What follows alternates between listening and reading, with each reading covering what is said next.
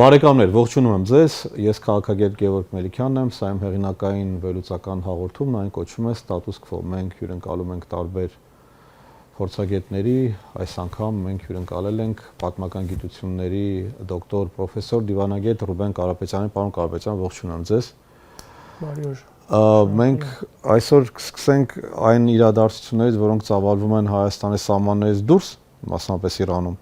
որը բայց անուղղակի եւ միգուցե նաեւ ուղղակի ազդեցություն ունի նաեւ մեզ վրա, բայց իհարկե Հայաստանում տպավորություն է, որ ոչինչ տեղի չի ունենում,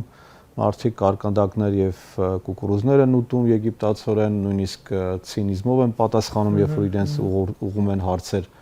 առան, որ արդյոք ամեն ինչ այդքան լավ է եւ Արդարադատության նախարարը նշում է, որ մենք անվտանգային որևէ սպառնալիք, որևէ խնդիր չունենք ըստ էության եւ կարող ենք մեզ թույլ տալ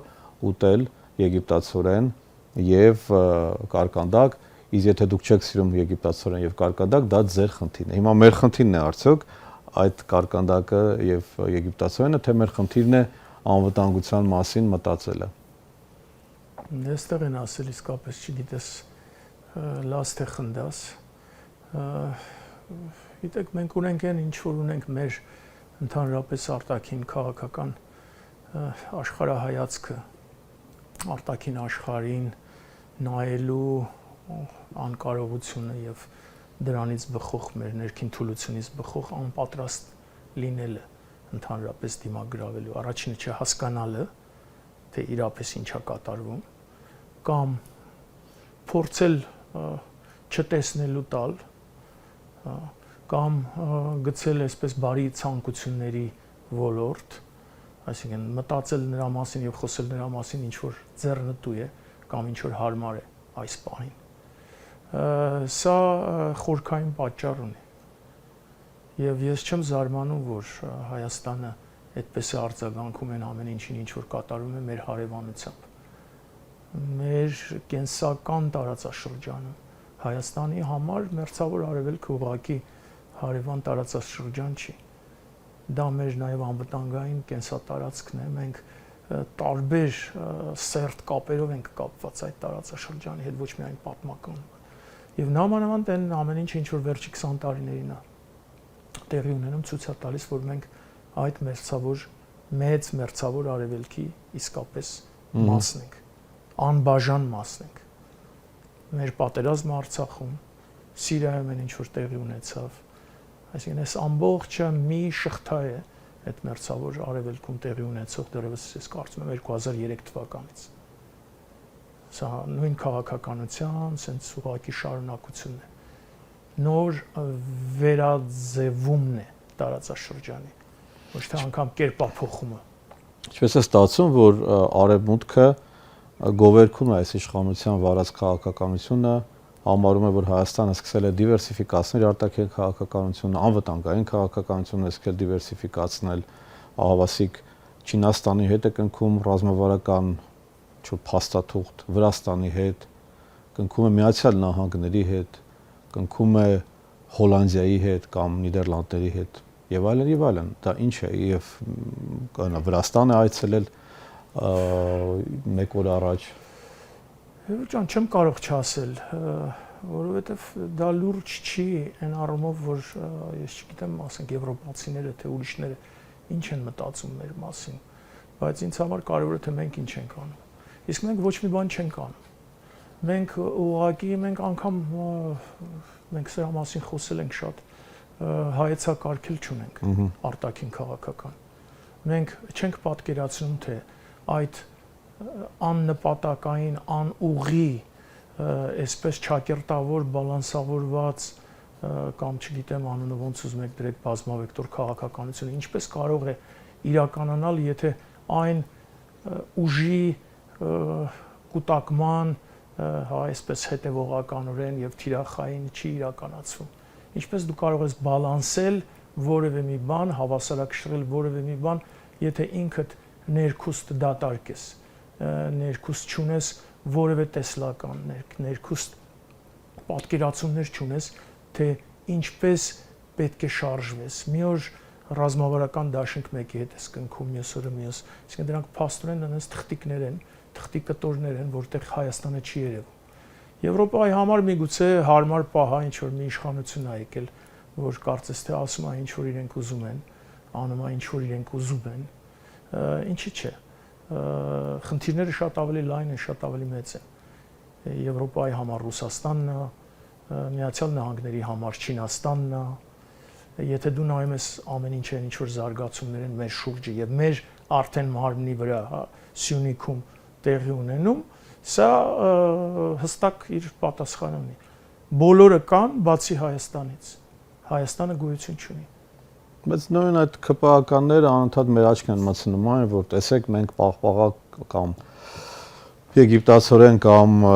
կարկանդակ ենք ուտում, որովհետև մենք խաղաղություն ենք բերել եւ շեշտում են խաղաղություն ենք բերել։ Դրա համար մենք կարող ենք մեզ թույլ տալ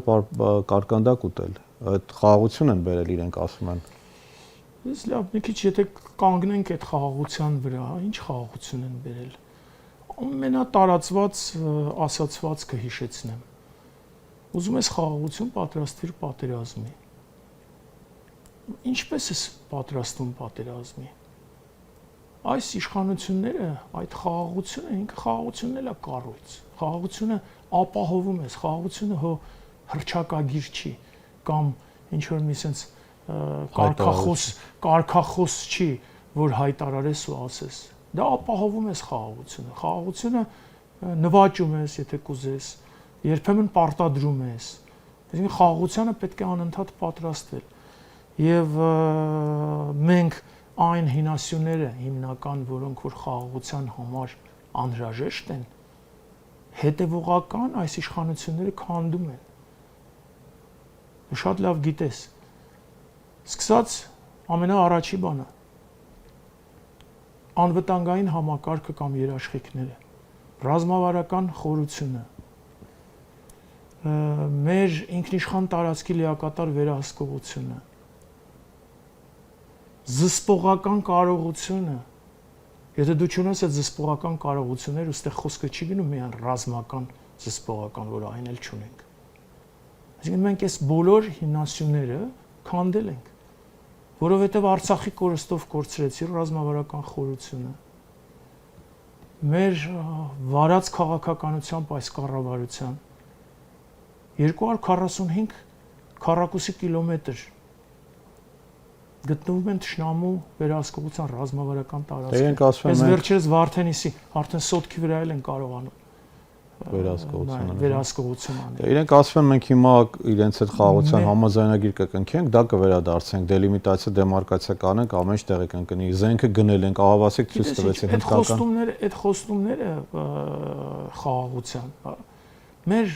սահմանը 990, եթե Նախիջևանի հետ վերցնենք Ադրբեջանի, այդ 998-ից 13 կիլոմետրն է ընդամենը սահմանազատվել։ Ոնց է ստու։ Դա Իրանցի հատվածը։ Հա Տավուշի մասը, վերջ։ Ուրիշ սահմանագծում չի արվել։ Դուք պատկերացնում եք, այդ ինչ երկարատև սահմանագծում ու սահմանազատումը ահռելի երկար process է։ Այն էլ այսպեսի երկու պետությունների միջև, որոնք երկարատև կոնֆլիկտից են դուրս եկել։ Մենք պատերազմի ենք պատրաստում երկիրը, թե խաղաղության 1.5 տարի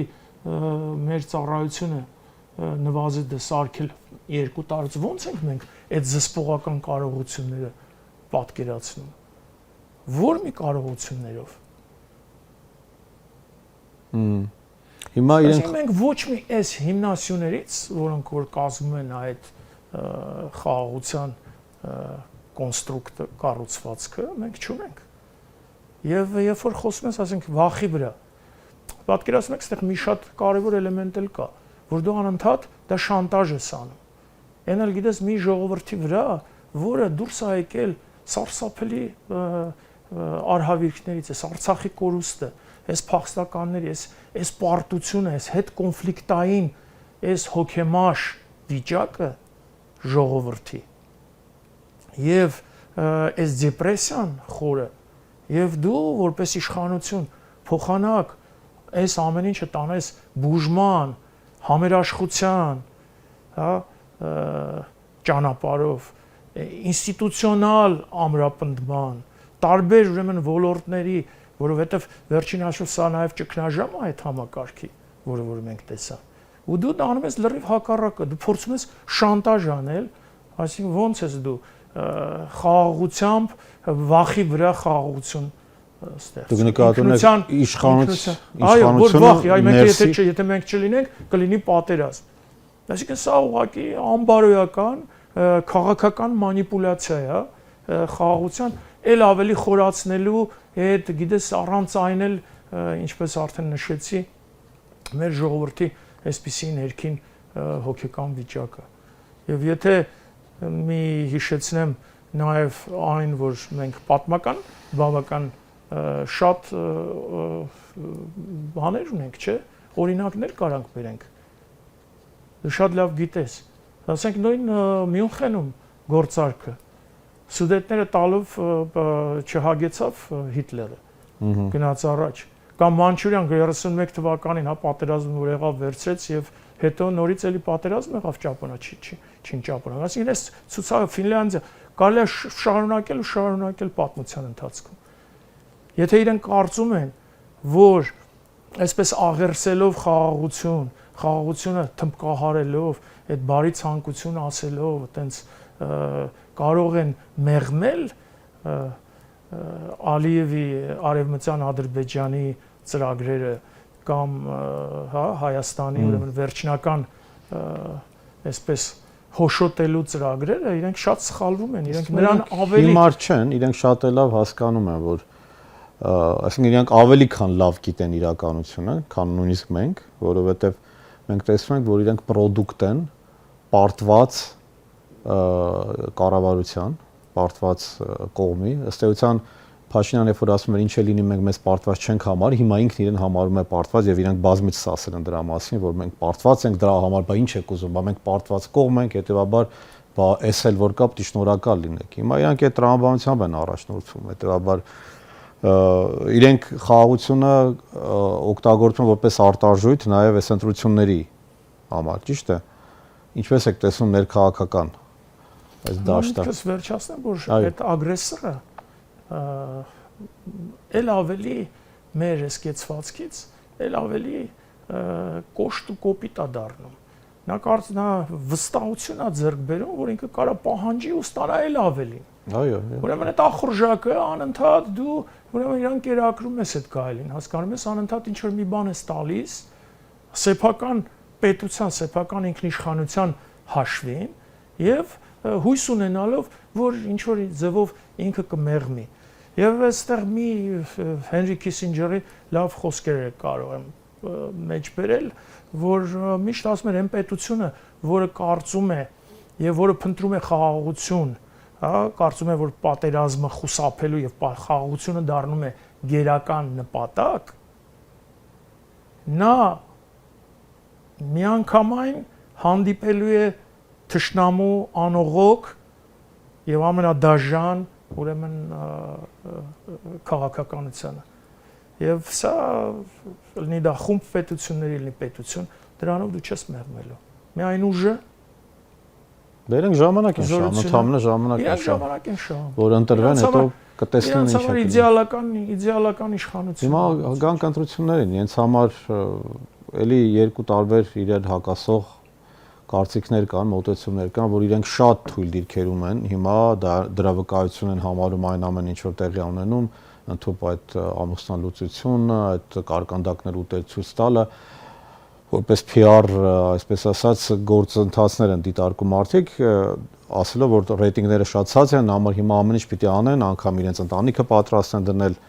այսպես ասած, համընդհանուր ծաղրանքի առարկա դարձեն, միայն թե ընտրվեն։ Մյուս կողմից կա հակառակ բանը, որ իրենք ոչ շատ վստահ են, շատ ինքնավստահ են, դրա մասին իմիջայլոց ասում արևմտյան գործընկերները, որ նրանք չեն կարծում, որ ինչ-որ մեկը կարող է ձեռնոց նետել, ով պիտի լինի Քոչարյանը, Սամվել Կարապետյանը, ով կարող է նրան, այսինքն եթե լիներ ինչ-որ մի լուրջ ընդդիմություն, միգուցե եւ մտածեն, բայց քանի որ չկա, ոչ թե խնդիրն այն է, որ նա է ուժեղ, այլ խնդիրն այն է, որ ընդդիմությունն է շատ թույլ, կամ նրանք ովքեր պիտի ձեռնոց նետեն, նրանք են թույլ, ոչ թե Փաշինյանն է ուժեղ։ Ես ավելի շատ հակված եմ իմ մտահոգություններս շատ ավելի մեր հասարակության կեցվածքի, մեր հասարակության այս տարիների ընթացքում 20 թվականից հետո եւ դրանից հետո արձագանքի խնդիրն է ինձ ավելի շատ անհանգստացնում այսօր։ Քաղաքական կուսակցությունները չեն կայանում այնքան ժամանակ եւ նրանք ուղղակի գտնվում են սենց հասարակությունից կտրված, իդեպ սա նաեւ գլոբալ երևույթ է, իրանք չեն ներկայացնում ժողովրդին, չեն ներկայացնում այդ հասարակությանը, որովհետեւ հասարակությունը իրանք իրենց են ներկայացնում։ Պետք է աշխատես։ Հա, հասարակությունը այդ մի մեծ օրգանիզմ է, որը գործում է տարբեր բազմաշերտ, բազմավոլորտ, որի հետ անընդհատ պետք է աշխատես։ Այո, ճիշտ։ Եվ այս աշխատանքը մենք չենք տարել։ Մենք այս աշխատանքը բաց ենք թողել։ Համ պետությունը,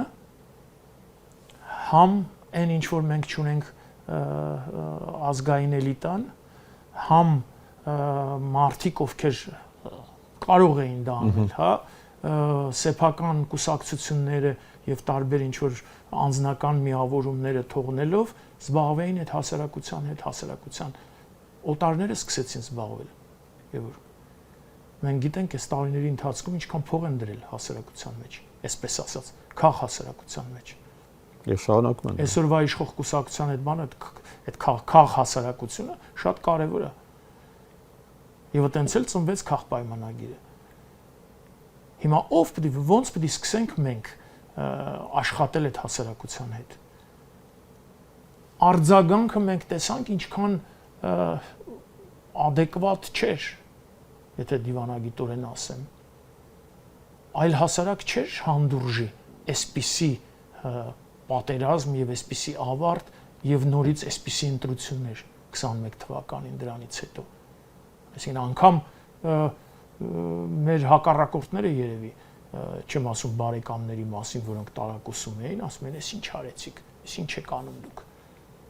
Ինչպես կարելի է նման, այսինքն չենք հասկանում հասարակական տրամադրվածությունը։ Հիմա ո՞նց անենք, որպեսզի այդ հասարակությունը կարողանար ձևավորել դառնալ հասունանար, որովհետև այդ ինստիտուտները, այդ ամբողջ բաները կարողանային adekvat ուրեմն այս մարմնի մեր հասարակական մարմնի իմունային համակարգը աշխատեցին օտար բջիջները, աշխատեցին օտար դրածող բաները, որոնք բացարձակ պետականության շահի պետականության հետ, հայկականության հետ, համահայկականության հետ ընդհանրապես ոչ մի կապ չունեին։ Դրա համար այն քարոզչությունը, այն ամբողջ լոգիկան նման հասարակական միավորների, որոնք եկան իշխանության եւ մինչեւ օրս վարում են այդ քաղաքականությունը,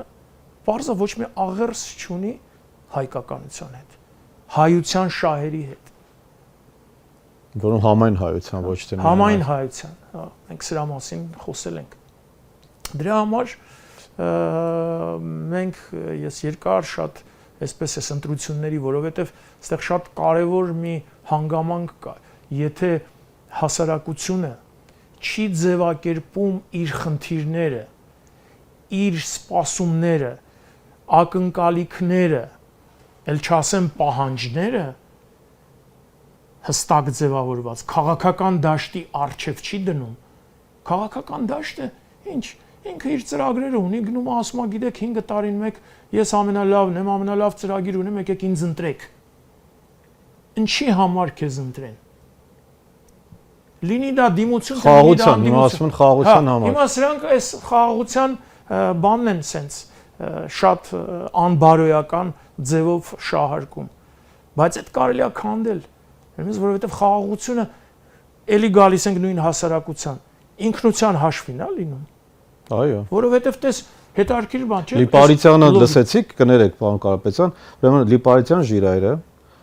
մի քանի օր առաջ Պետրոս Ղազարյանի մոտ հարցազրույցի ժամանակ ասում է տառացիորեն հետևյալը. արդյոք այս ժողովուրդը, այս պետությունը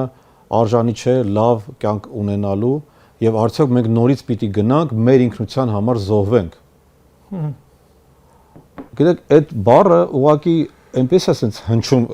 արդեն չեմ կարող անդադ այդ չգիտեմ ոնց իրեն պատասխանել,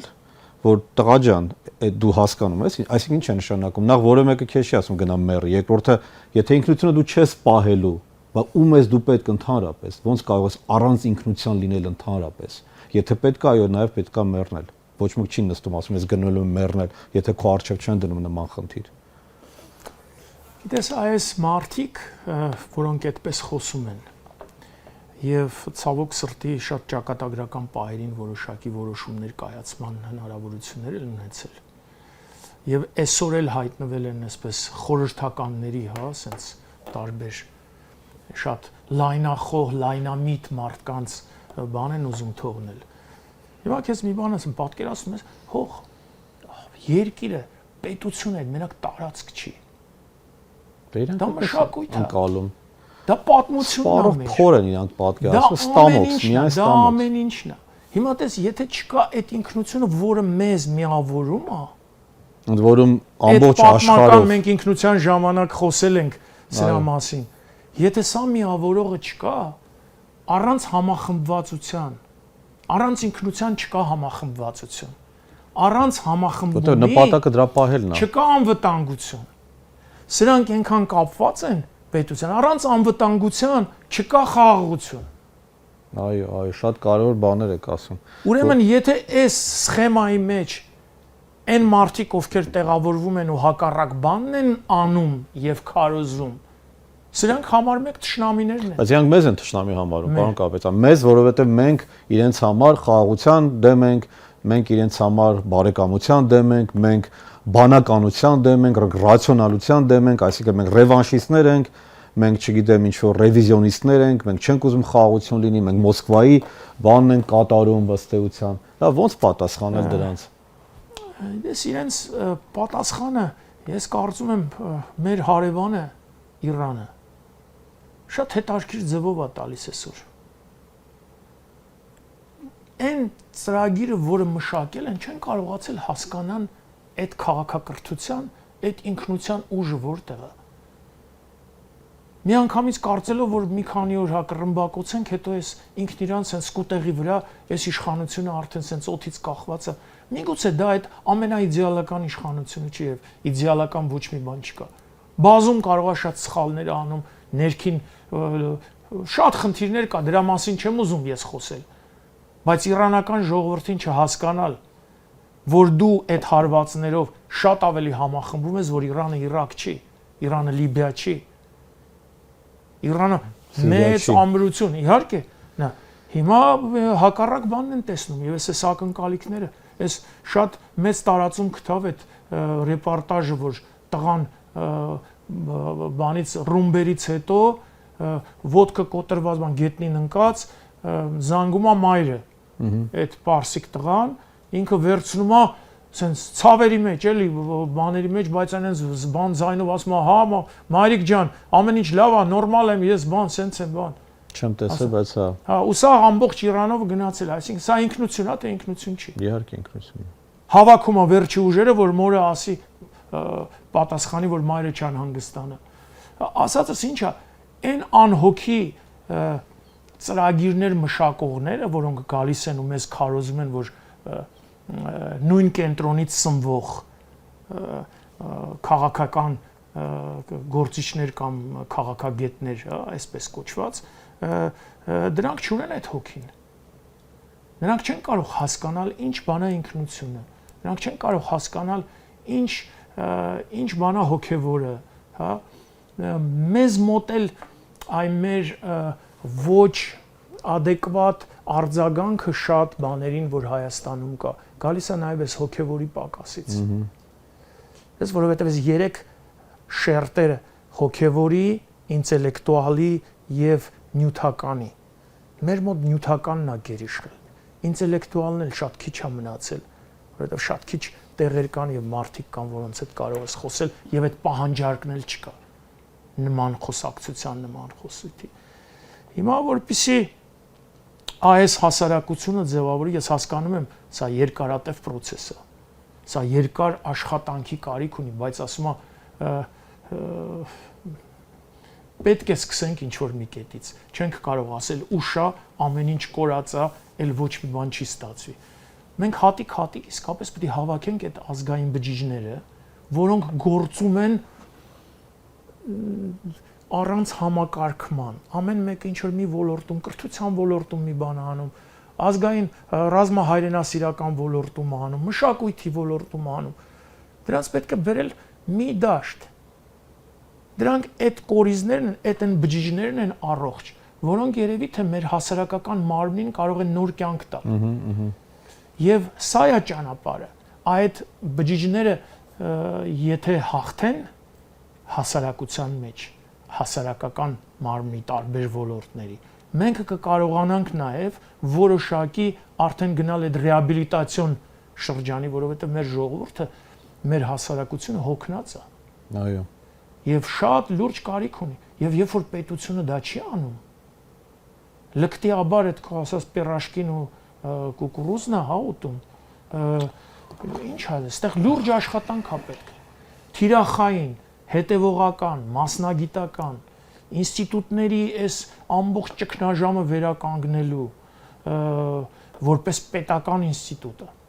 ամենաբարձր ինստիտուտը քաղաքական, հա, հասարակության կազմակերպման, բայց մեր հասարակությունը մենակ Հայաստանի հայությունը չի, դա նաև Սփյուռքն է, եւ այս անջրպետը, որը որ գնալով մեծանում է եւ կարծում եմ շատ լուրջ խնդիրներ մենք կարող ենք ունենալ նաև այս գետնի վրա։ Դրա համար սա պետք է լուրջ աշխատանք տարվի։ Պարոն Կարապետյան, շատ շնորհակալ եմ։ Շնորհակալություն նաև ձեզ բարեկամներ, որ հետևեցիք մեր այս քննարկմանը, հետևեք ընդհանրապես Եվրամեդիա 24-ի աշխատանքներին, մենք հյուրընկալեցինք պատմական գիտությունների դոկտոր պրոֆեսոր դիվանագետ Ռուբեն Կարապետյանին, ձեզ հետ է քաղաքագետ Գեորգ Մելիքյանը, հաջողություն ձեզ։